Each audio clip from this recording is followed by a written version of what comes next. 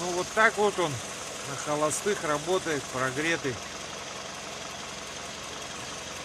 Слышен цокоток. Шумит ролик. Ролик есть, переставлять некому. Говорил уже. И вибрирует, я не знаю как, видно будет, нет. Вот руку ложишь, рукой чувствуешь. А, вон шланг трясется здорово. Может что-нибудь поменять, может датчики эти поменять, а вибрацию-то как снять? Или все уже, ничего не поменяешь?